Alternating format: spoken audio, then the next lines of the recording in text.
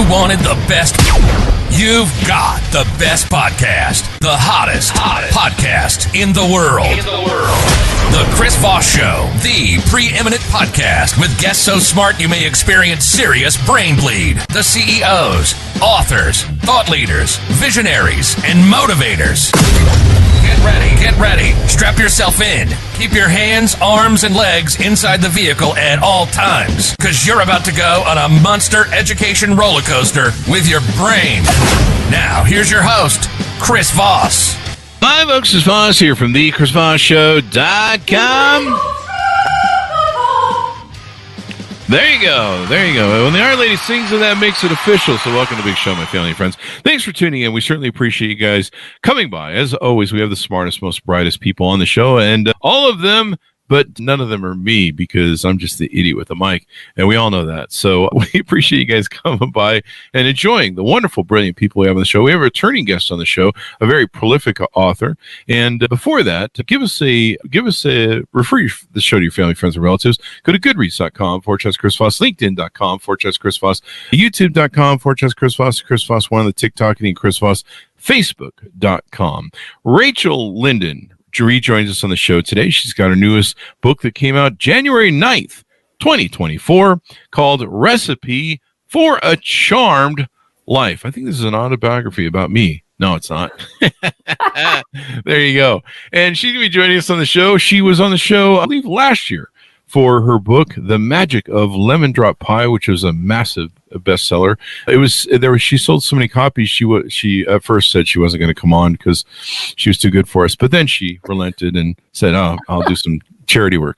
So there you go. So she'll be joining us on the show. Rachel is a novelist and international aid worker. She lives with her family on the island in the Pacific Northwest, where she enjoys creating stories about hope, courage, connection, and a hint of romance with a touch of whimsy. Welcome to the show, Rachel. How are you? Oh, Chris, it's good to be back with you. Thank you so much for having me. I'm doing great. Thank you for coming. We certainly appreciate we love our returning guests because they're so awesome the first time, and it just gets better every time they come back, especially with our authors like yourself who just keep writing just amazing books. Give us the .coms. Where can people find you on the interwebs? The best place is my website, rachellinden.com. And then also I love to connect with readers on Instagram and Facebook, depending on their social media platform of choice. There you go. And what do you have against TikTok? No, I'm just kidding. I'm too old. That's what I have against TikTok. I'm too old to figure TikTok out. And also Twitter, now it's called X, scares me. So It's just about me being a little bit of a Luddite. That's all it is. There you go. Well, there's still time. TikTok's actually kind of fun. I think some authors are starting to make some traction over there. I don't know. We're still trying to make traction there. Yeah, they're starting to get old people on there, which means it's got a very limited time of being cool.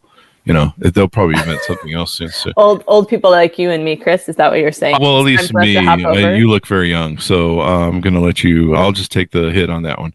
Okay. So, give us a 30,000 overview. New book, Recipe for a Charmed Life. Mm-hmm. So this is a book about an American chef in Paris who in one night loses her sous-chef position, her cheating French boyfriend, and her sense of taste. She wakes up the next day and all she can taste is bitter. And she gets a surprise invitation from her estranged mother to come to San Juan Island, to the little town of Friday Harbor. So she goes to San Juan Island to reconnect her with her mom, who left when she was 5, and to try to regain her spark in the kitchen. So it's full of food, travel, second chances at love, delicious recipes. Julia Child makes an appearance, a little bit of romance, mother-daughter relationship story, all the good stuff.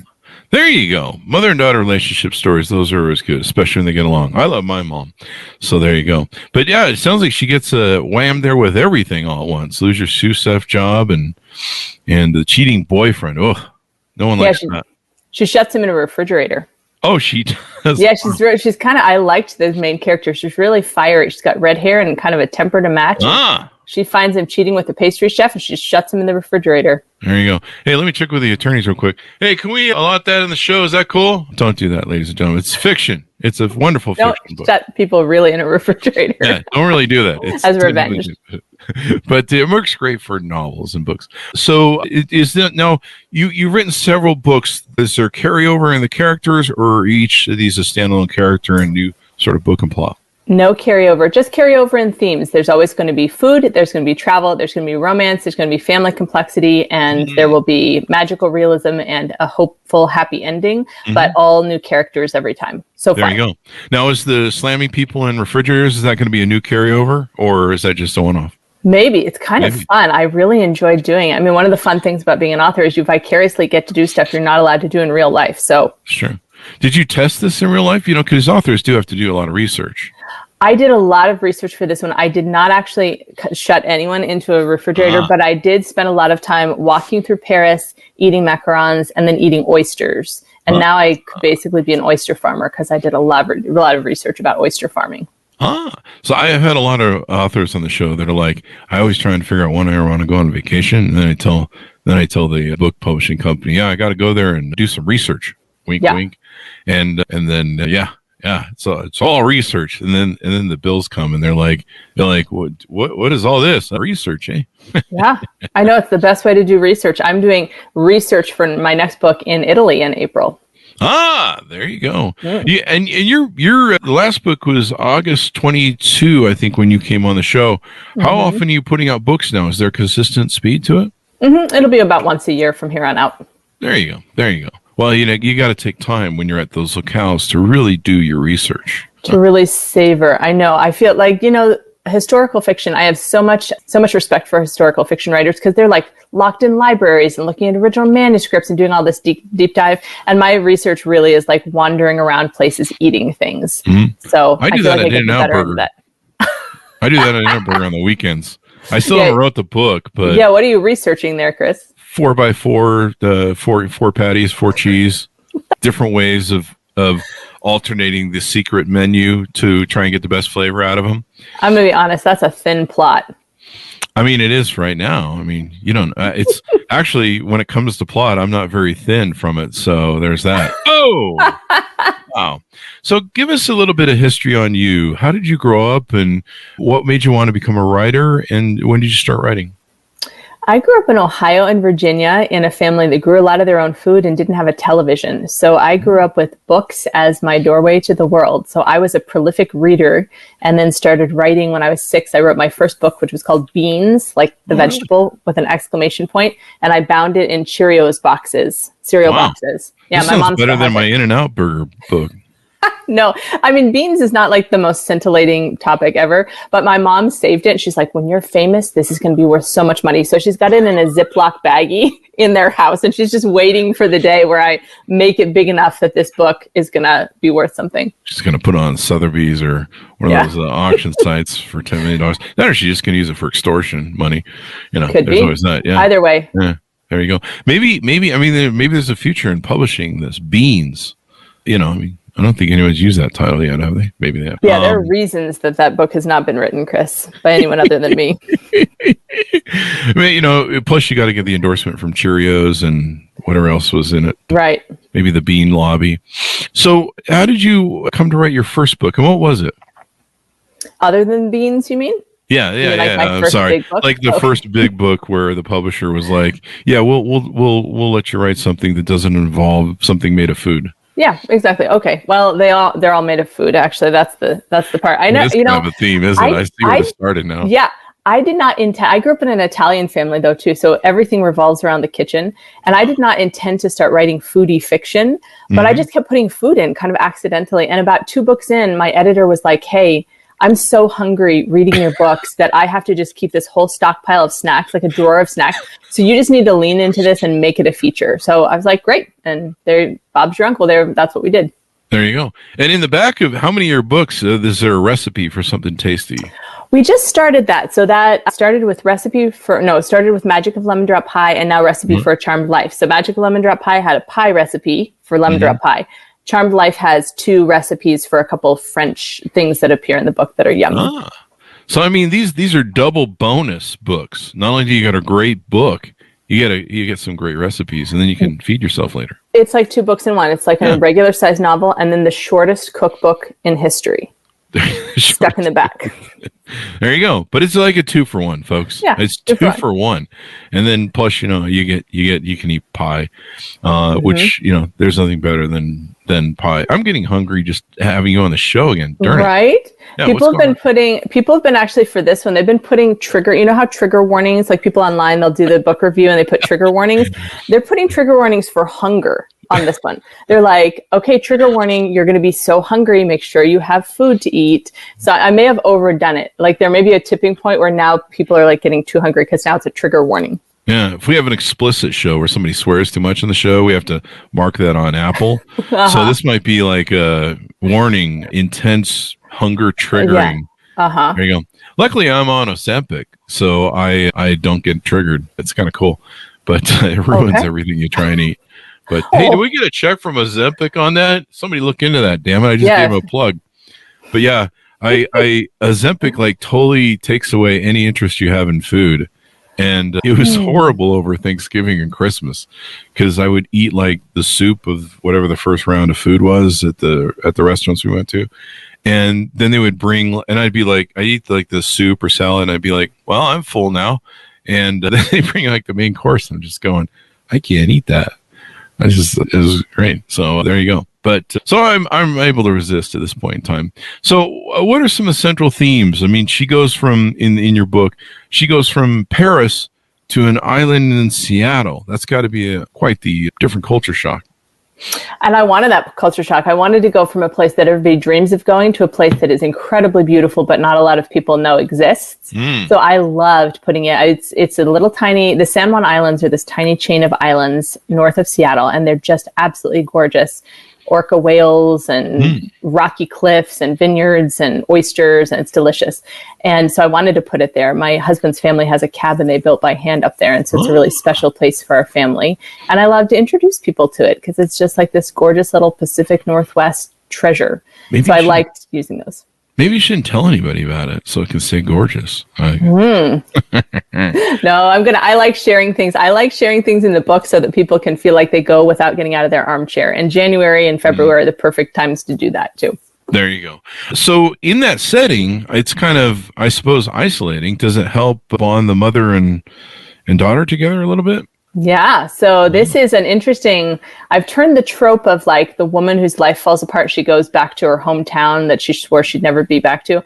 I turned it on its head because she's never been here. And this is a mother she doesn't have a relationship with. And so she's going to an entirely new place. Her mom left when she was 5. So she's going to rediscover this relationship with her mom and ends up falling in love with the island. And it's a really sweet but complex mother-daughter story. Wow. Now, does she meet a pool boy on the island, or can you tell us that? Probably not. Hilariously, not a pool boy, but an oyster farmer. You're so close. Oh, that's right. A really grouchy, kind of taciturn oyster farmer who looks hot wearing those chest-high rubber orange overalls that shellfish farmers. That's you also look good in those. Yeah. And not everyone can pull it off. So. Yeah, so congratulations. Yeah. So that's the love interest, and they don't get along at all. And he's not pleasant, but he's hiding secrets of his own. And then one thing leads to another. You can't resist those men in the waist high international distress orange overalls. Yeah, that's just hot. So I mean, you've seen these guys when you're up there visiting, right? I have. I've interviewed them. I actually interviewed this really sweet guy in his 20s who was really cute and scruffy, and I thought, how does someone look that good wearing overalls? So I just put him in. I changed him a little bit, but I was like, all right, hot oyster farmer. Here we go. Hot oyster farmer is actually the name of my OnlyFans channel in my spare time. Most people don't know that. Yeah. OnlyFans jokes. They're, you can find it at, I don't have a joke for that. So do you have a favorite section or chapter in the book that you had fun writing, or in looking back, you're like, I really like that part of the book? I have a pet peeve with some modern heroines that they don't just do a lot. They're a little bit insipid. And so I wanted to give this heroine, I just let her be a hothead. And she just does things. She says yes, she does things. She's a little bit spontaneous, impetuous, like, cheating boyfriend in the refrigerator. And so there are a couple times where she just does stuff that may not be the best idea, but she says yes to things and she goes for it. So those were the fun parts to write, to do things that in your real life you'd probably be too polite to do, but on a page you're kind of rooting for her. So it's not just the refrigerator. There are a couple other points where you're just like, you go, girl. But then, if it was real life, you'd probably be like, ooh, that's not what nice girls do. But she just does it. I mean, something like that. I would like to see a movie of this because I want to see the guy getting slammed in the refrigerator. So I'd love to see this converted movie. Hey, from your mouth to movie producers' ears. There you go. It's available. Yeah. I mean, that's a scene right there. That's Oscar material, maybe. I don't know. If you have the right, like some Oscar person do it, it'll probably be good. One of those people. I don't even know who. Matthew McConaughey or something. And then can he play a French guy? I'm sure he can play anything, really. I mean, as long as the shirt's off, he can play it. A French guy with a Texas accent, no problem. With a Texas accent, I love it. So, which authors or books have influenced your writing style or themes that you explore in your work? Oh, I really love Kristen Hanna. She's actually on the next island north of me, and I have loved her forever before she did historical. So I love her. And then Catherine Center is another one I just adore. And so there are quite a number. Debbie Macomber's on another island north of me. There are just islands everywhere in the Pacific Northwest. Just like throw a rock in any direction, you hit an island with a best-selling author on it somewhere. Really? Yeah. I need to get in on this gig. You got to get on this. I think it's because we have clouds 9 months a year and people are just like, no, I think I'll just stay in and look out the window and write a book. Wow. And the beautiful vistas of the ocean and stuff. Mm-hmm. Now, were they best-selling authors before they moved there or after they moved there? Because this might help my next book. That's true. Is it the location? Like, do they choose the location or does the location make them famous? Yeah, maybe. I don't know. I need area. to do some further research on this. About that area. Yeah, that's like a real selling point for the islands out here. I'm trying to think if we've had any of them on the show. I don't think we have. Move here, become a best-selling author. Yeah, well, I'll just tour around with a little microphone and we'll do the podcast with everybody up there as we go. That might work really well too. So, what advice would you give to aspiring writers who want to pen their own novels? I think that you have to write a really good story. Mm-hmm. You have to know your brand. And it is incredibly helpful to have relational connections, true, warm relational connections in this business. And it's weird because writing is essentially sitting alone in a room in your pajamas, making stuff up for months at a time. But a lot of it comes down to making sure that you have really good connections with other authors, with publishers, with agents, because that's really how everything gets done. Oh, yeah. And then throw someone in a refrigerator every now and then. Yeah. For good measure. Well, that happens during the part where I'm sitting alone in a room in my pajamas making things up.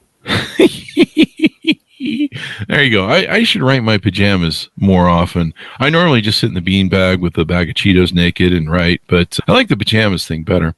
We have chilly weather up here, so it's not, it's not as, I don't know where you are, but it's not as conducive to like naked writing. Plus that Cheeto dust gets everywhere in the beanbag, so I don't really want to talk about that. What is your writing process like for this book? Did you change anything? Did you use any different, like, do you write like an hour a day or a certain time of day, et cetera, et cetera? That would be nice. No, I have young kids, and I actually wrote this book while my husband last year had 3 major surgeries, culminating in a knee replacement, and also he doesn't have an appendix now. Now, was that from you slamming him in the refrigerator? No, yes, exactly. That was all from that. So this writing process was like, it would be lovely if I had like all these hours and I had these things. No, it was like, get the kids to school, put his knee on ice, try to write a couple pages, feed him soup, get the kids. So it was more like panic and stress for this one, honestly. Was it the kind of panic where it's like, we've got a deadline here, people? Come on, creativity now. Or else. Yeah, I don't. So, the book turned out well, but I don't recommend last year for like the epitome of creative output. I'll put it that way. There you go. I've thought about when I want to write, I just put a gun to my head and say, look, write something or the guy gets it.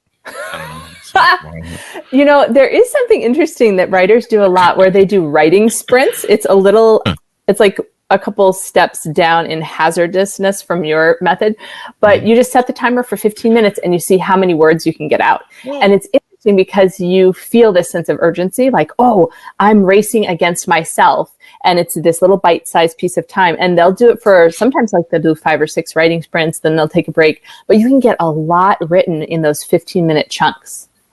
But does it all make sense when you're done? Yeah, it's actually it's still like I just run my wrist over the keyboard over and over again. Just be like, look how many words I got.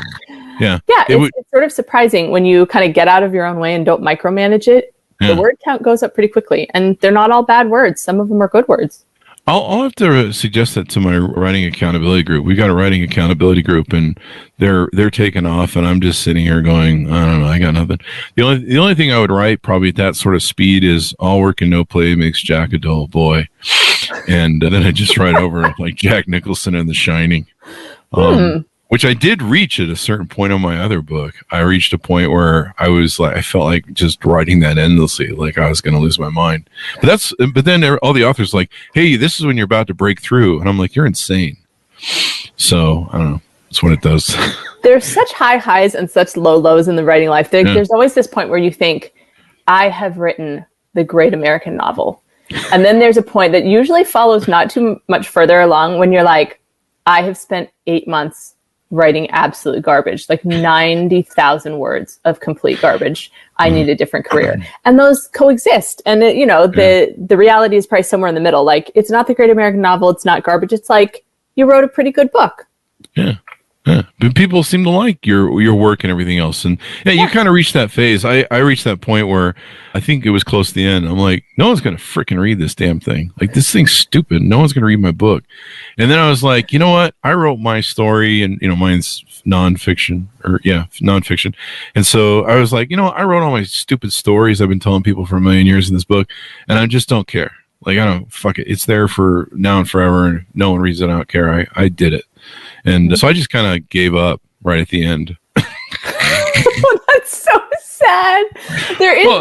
Well, that was before launch day. It was like a day or two before launch day, and I was just Chris, I just don't care. This is a known thing. I was at lunch with Debbie Macomber and Marie Bostwick and who else? Oh, was it somebody else? Anyway, like 3 super best-selling New York Times bestselling authors, and we were talking about a book coming out, and so one of them was like, "Oh man, it's going to be a failure. It's going to be a failure." And everybody started laughing, and they were like, this is just something that happens before the book comes out. There's this week or two where you're convinced it's already out and it's failed, but nobody's seen it yet. And so you just fell prey to that. That's a totally normal thing. It happens to authors. That just means you're an author. That's all it means. Means you're an author. There you go. When you look for inspiration for something, when you're being in that creative process and stuff, is there any place you go to or people you think about? We've had authors on the show that sometimes they write for, like, maybe someone who's in prison who was inspired by the books. Someone had told me when I was going through that crisis that there's like, Chris, there's somebody out there who needs your book. And you're writing for them. You don't know who they are, and you may never know, but they need your book, and they need that book right now. Is there somebody that you write for, or something you use for inspiration? Do you go out on your deck maybe and look at the ocean, or you just sit there with your pajamas and bang away? I get a lot of emails from people, and a few stand out. There was a woman who wrote and said that she was disabled. She was in a wheelchair, and that she had really been struggling, feeling like she had nothing good to give to the world. And she said, after I read your book, this was my third novel, The Enlightenment of Bees, it reminded me that everybody has something good to give the world. And so it's encouraged me that I have something good, and it's encouraged me to go figure out what that good thing is, despite my disability and despite this change in my life. And I think about her, another woman who wrote, who told me that her mother had been killed in a hit and run accident a year before. And she was reading The Magic of Lemon Drop Pie, and she's like, I feel like my mom sent me this book to help me grieve and help me process it. So I write for people like them who want a story that is light and hope-filled, but also has a little nugget that they can put in their pocket and take away that somehow influences their lives. There you go. I love that. This is the juiciness of telling stories, is the reward you get from improving people's lives, touching people's lives, motivating them. And then of course the trolls can attack you on Amazon as well. So that's always fun. What sort of feedback have you gotten so far on the book by chance? Oh, people are loving it, especially because it's January. It's a good time for a book that takes you away to exotic locales to come out. And people are just saying, like, it's a warm hug of a story. It's making me hungry. It's making me love these, themes of reconciliation and forgiveness. But I want to go back and talk, you were saying like the trolls on Amazon. Here's the thing. You cannot write a book that everyone is going to love. And so I just told you like these 2 heartwarming messages I got. Honest to goodness, on one of my books on Goodreads, there are 2 reviews next to each other. One says, this book by Rachel Linden changed the course of my career. I made decisions in my business that changed how I do business because she encouraged me to be true to myself and to really reach my potential. Okay, Wow. so that's one. Awesome, right? The next one says, and I am quoting this, poop on a page, cannot recommend. And they're for the same book. And that's just the reality of it, because we're writing for people. Every person that reads it, every reader reads a story in a different way. They read it from their own lens, and it's going to hit differently for everyone. And so for one, it hit and it like changed her life and her career. The other one, it hit and they were like, I want my money back. This is poop on a page. And so I share that sometimes at writing conferences with groups of writers to just say, we cannot reach everybody. Every author wants to write the story that reaches every person on earth. They're like, what? We're 7 billion, 8 billion people. We can't do it. Yeah. You want to do your best, and it's going to reach some people. And then there will be another book that reaches the other people. Yeah. And I find a lot of people that troll stuff, and we find this on YouTube and stuff, because we've been on there for 15 years. A lot of people that troll it, they never really give it the full go. They'll watch a minute of a video that we do, or, read a couple pages and then they'll crap on it. And it's kind of funny. I was joking about this on Facebook the other day, because on YouTube we'll get these people that go, this interview is trash, and they'll either trash me or they'll trash the guest. And I know the good guests, and I'll sit there and be like, no, that was a really good interview. They were funny and they had a lot of energy, that show. What the hell are you talking about? And I'm like, well, maybe they know something about interviewing people, and they're a prolific interviewer, and they're the Johnny Carson, or they're the, of interviewing, and I can learn something from them, from whatever I failed them on. And then I go to their YouTube channel, and there's no videos at all. Right. And I'm like, well, how do you even know what a good interview is, buddy? Why don't you do some interviews? Let's see how you do there, crackpot, bud. Stay off the meth pipe there, bud. Yeah, so screw the trolls. But people love it. It's got a 4.0 rating on Goodreads, 246 ratings, 70 ratings, 4.2 so far. So you're killing it. And I'm sure people are still reading the book to... You know those stats better than I do. Good job. Well, I'm just going to call you. I was reading them. They're on the just screen. simply a matter of reading. Congratulations. Yeah. Well, I did flunk second grade as a callback joke on the show, so it's a miracle I can pull that one off. But actually, someone's feeding me audio in my ear. But no.